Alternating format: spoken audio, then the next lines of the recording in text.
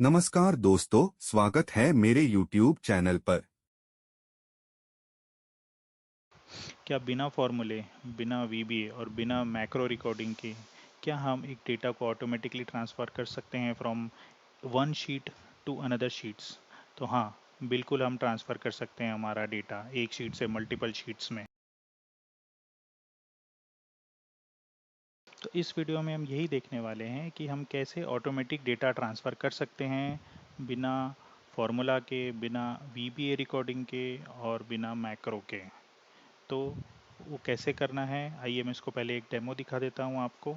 तो हमारे पास एक मास्टर शीट है जिसमें हमारे पास कुछ इन्फॉर्मेशन है, कुछ user ID, name, department, contact number और ईमेल एड्रेसेस हैं। और हमारे पास 3 शीट्स हैं डिपार्टमेंट की, मैथ्स, इंग्लिश और आईटी।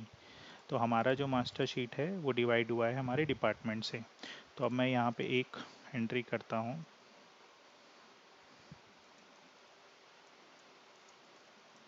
ठीक है, मैंने एक नाम लिख दिया। जैसे मैं इसको इंग्लिश डिपार्टमेंट में ऐड कर देता हूँ।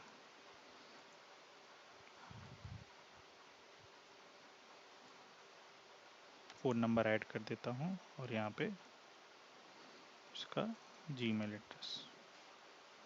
ठीक है, तो ये मैंने एक एंट्री कर दी। अब ये इंग्लिश डिपार्टमेंट है, तो अभी हम इंग्लिश डिपार्टमेंट में जाएंगे तो यहाँ देखेंगे यहाँ पे अभिषेक की एंट्री नहीं है। तो हमें क्या करना है, डेटा में जाना है, राइट क्लिक करना है और रिफ़्रेश बटन क्लिक करना है। तो आप देखेंगे यहाँ पे वो अभिषेक शर्मा की एंट्री आ गई है। तो इसी तरीके से आपको सिर्फ मास्टर शीट में अपडेट करना है और रिफ़्रेश करना है। तो इससे जो भी डिफरेंट शीट्स हैं उसमें डेटा अपने आप ऑटोमेटिकली ट्रांसफ़र हो जाता है। तो आइए चलो वीडियो में देखते हैं। आगे वीडियो में हम यही देखेंगे कि हम इसे कैसे प्रिपेयर कर सकते हैं।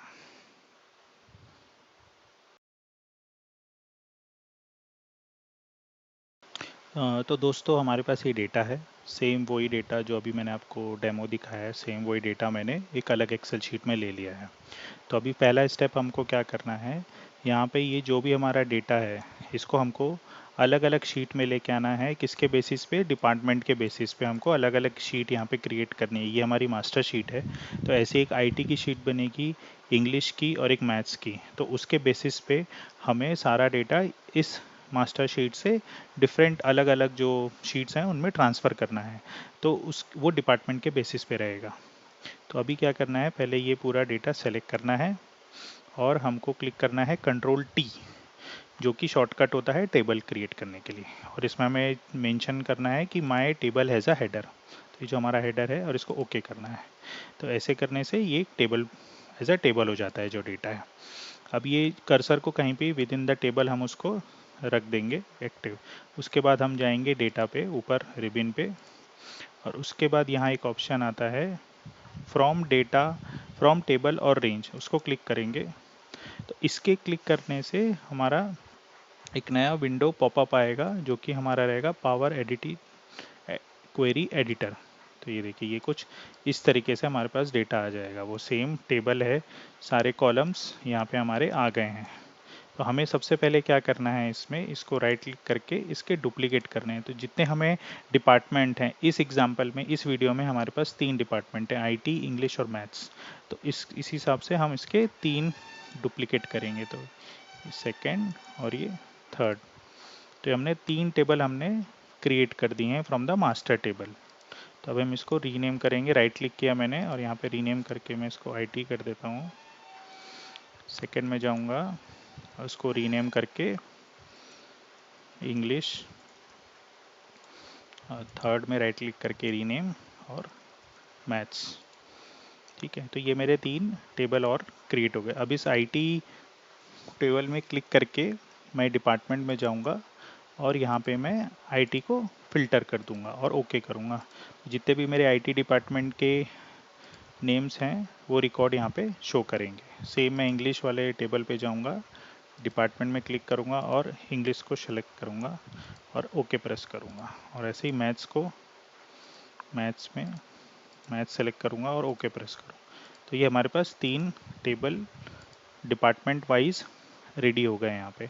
उसके बाद मैं क्लोज और लोड पे क्लिक करूँगा। तो इससे क्या होगा, मेरे एक्सेल शीट में क्वेरीज और कनेक्शन का एक डायलॉग बॉक्स दिखेगा, इसे आप क्लोज कर सकते हैं। तो अभी आप यहाँ नीचे देखिए, मैथ्स करके एक शीट क्रिएट हो गई है। इसके बाद इंग्लिश एक शीट क्रिएट हो गई है, आईटी एक शीट क्रिएट हो गई है। इसमें मास्टर शीट के जितने भी डेटा हैं हमारे ये यहाँ पे आ गए हैं। तो मास्टर शीट को सबसे आगे ले आते हैं और मैथ्स, आईटी और ये इस टेबल को हम हाइड कर देते हैं। ठीक है, ये हमारी मास्टर शीट है। इसके बेसिस पे सारा डेटा हमारा यहाँ पे मैथ्स, इंग्लिश और आईटी में ट्रांसफ़र हो गया है। तो अभी आप कुछ न्यू एंट्री करेंगे, जैसे मैं एक एंट्री करता हूँ,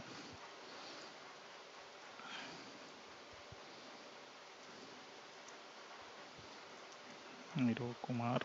अगर हम उसको मैथ्स में रख रहे हैं,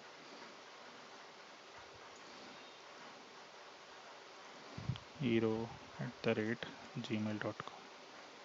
तो ये हमारा मैथ्स है। तो मैथ्स में मैं मैथ्स की शीट में जाऊँगा, इसमें राइट क्लिक करूँगा, ये रिफ़्रेश का ऑप्शन आता है, ये रिफ़्रेश में क्लिक करूँगा तो अब देखिए हीरो कुमार मैथ्स की एंट्री यहाँ पे आ गई है। दूसरा ऑप्शन होता है रिफ़्रेश करने का, आप कोई भी टेबल में क्लिक कीजिए, ये टेबल डिज़ाइन में जाइए, रिबिन में, यहाँ पे एक ऑप्शन आता है रिफ़्रेश और रिफ़्रेश ऑल का, तो आप ये भी यूज़ कर सकते हैं और ये वाला भी। तो इस तरीके से हम कोई भी डेटा को ट्रांसफ़र कर सकते हैं एक मास्टर शीट से डिफरेंट शीट्स में विदाउट यूजिंग एनी VBA। कोई मैक्रो यूज़ नहीं किया है, कोई फार्मूला यूज़ नहीं किया है। तो ये बहुत आसान तरीका है, एक सिंपल तरीका है कोई भी डेटा को ट्रांसफ़र करने के लिए। अगर ये वीडियो अच्छा लगा हो, ज़रूर इसे लाइक कीजिए, अपने दोस्तों के साथ शेयर कीजिए और मेरे चैनल को सब्सक्राइब कीजिए। धन्यवाद इस वीडियो को देखने के लिए।